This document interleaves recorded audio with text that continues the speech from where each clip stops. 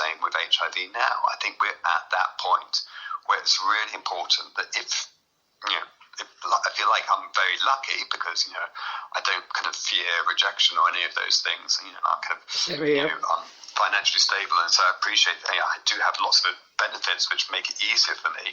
But I really want to use any platform that I have to say there's nothing to be frightened about HIV.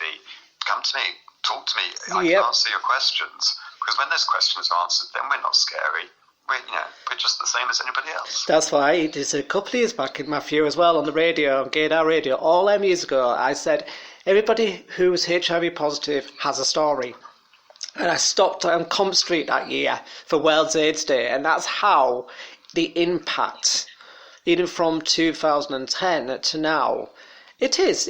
I agree with you, Matthew, totally. It's going to be education. What we're doing there is getting out there and telling people we are human, just the same as everybody else. That's why I always used to say we're human as everybody else. When I've done some BBC interviews a long time ago, when I've been fuming and went in there in World AIDS Day, but it's educating people is the most important. Now, one I'm going to ask you, Matthew, what I absolutely loved, what you did with Mad Trust, one of my charities, is the green grass. It's the grass is always grinder. Now that, amazing, Matthew. I've got to admit, I loved it. Oh, thank you. It's because being my Mad Trust member of one of the charities in the performing arts industry, and Matthew's also is, and that brought the HIV side and the chem side. And it brought the undetectable. It brought everything together, and I loved that one. And I've actually used it as a training material, and I'm going to actually put it on a few material this moment. And I really think it's brilliant, Matthew, that. Oh, that's really kind. So I guess perhaps people aren't aware of what the Grassroots Grinder is, but it's a TV series which I actually acted in. Although I do play someone who works, I play a healthcare provider who works at 5016th Street, and it's about kind of some of the people who my character encounters. I say it like that, like I'm the central character. I'm not the central character. The central character is played by a friend of mine called Denham Spur, who's a very talented actor. He is very talented. And it's about him and his boyfriend, who's played by Tariq Folarin, who's also a very talented actor. Everyone in it's very talented. And it's about them kind of, negotiating sex and love and, dealing with chemsex and the impact that has had on London's LGBT communities. It's a 7-part drama now. If you watch it on Amazon Prime, which is, I have to admit, is where I would recommend watching it, because the transfer on it just looks beautiful. So it's free to watch on Amazon Prime. Do recommend it. It's a 7-part series. Each episode is like half an hour long, and you get to see me being all kind of concerned and nice. Of course, nothing like I am in real life. I tell you that, but I've got to admit, you played it good, the consultant bit, didn't you? Certainly did there, Matthew. But I've got to say, what an amazing programme. Actually, I use it for training, for chem and in HIV. I've actually used it for clients, Matthew, and I think it's so good. It shows you everything. I think one of the things which I'm very conscious of is that, again, I think It's a Sin kind of illustrates this, is that I am obviously of that era when people, and in my experience, it was the gay and bisexual men who I knew, who were friends of mine or lovers of mine, who got ill and who died. And that was incredibly traumatic, I think, for people of my generation. And I have sometimes encountered people who kind of younger gay and bisexual men, and they're kind of like, well, that was your thing back in the 80s and 90s, and that doesn't concern us now. And I completely get that. But every generation has its own crises, and every generation has to rise to meet that challenge. And although I think AIDS was the great challenge for my generation, I see the toll that chemsex is having on communities now. And it's not just younger people, because it's people my age as well are kind of really struggling with this. But, it has taken an enormous toll on our communities. I've lost friends, and I have friends who are still struggling with it now. So I think, what I love about the Grassroots Grind is it deals with all of these challenges that we face, and it doesn't do so in a kind of judgy way or a preachy way, I hope. I think it kind of recognises that sometimes, and sometimes we are imperfect and we make bad choices. But we can still learn and move on and grow. And the most important thing is that we support each other. And I think that's the message, I hope, that really comes out of the grass is always grinder. It does. The community supports its own.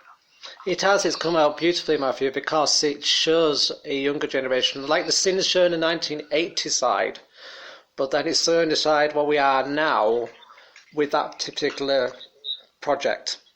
And I like it. It's a lovely production that came out there, and I think it's going to be very like the Sin's going out so well, and I think it's opened doors to us, Matthew. To be honest, as silly as it seems, I think it's open. That Sin, the Sin, is open doors. I said to Russell, I said thank you to him actually a couple of days ago, and I texted him and I said, "You've actually opened doors to people now, and people are taking notice, and it's a good thing, to be honest."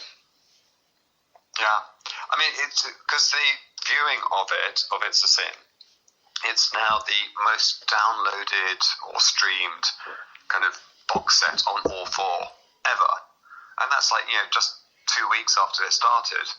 I mean, so how amazing is that? It shows there's a real thirst for really high quality entertainment and information on this subject. So it's been fabulous to see that response, and I know Nathaniel. You probably know him as well, Nathaniel Hall, who's he's in episode. His character is introduced in episode 3. So for people who are watching it on terrestrial, they will meet him tonight. And he's a fabulous actor, and he's also someone who's living openly with HIV and talks about it. And I think it's something quite exciting, actually, seeing someone who's living with HIV playing a character who, I'm afraid, this is a bit of a spoiler, also has HIV. It's a really wonderful, exciting show, and I'm really enjoying the discussions it's provoking. It is, isn't it? We're getting loads. Me and you are getting absolutely miles. Literally, I'm getting bags of messages at this moment. I'm inundated with interviews, to be honest, with it as well, because of the saying it's making people want to talk. And I think it's good that we're actually doing this podcast as well for people as well, because it's showing that there's 2 generations there. What have changed? Things have changed. The one thing what I'm seeing is the medication changing. It's the stigma's changing a lot better. It's the medication's a lot better. Support's out there as well. That's one thing what we're looking at. There is support out there now where there wasn't before. Yeah, although, I mean, some of that support is threatened. I mean, we're going to go through quite a financial crisis this year as a result of COVID and all the implications from that. And I know that some charities, particularly charities which are reliant upon like events-based fundraising, are having difficulty meeting their costs, and that's a real problem, because actually people need these services even more now in this COVID era, when so many people are isolated, when our mental health is taking a battering on a daily basis, and where people are really struggling sometimes to put food on their tables. With something I would always be urging people, if they are able to support their local charities, their charities probably need them right now. So, whether you can support them either by volunteering or by donating money if you have money available, that's really important at this point. It is, because I've been working with Terrace Higgins last couple of weeks.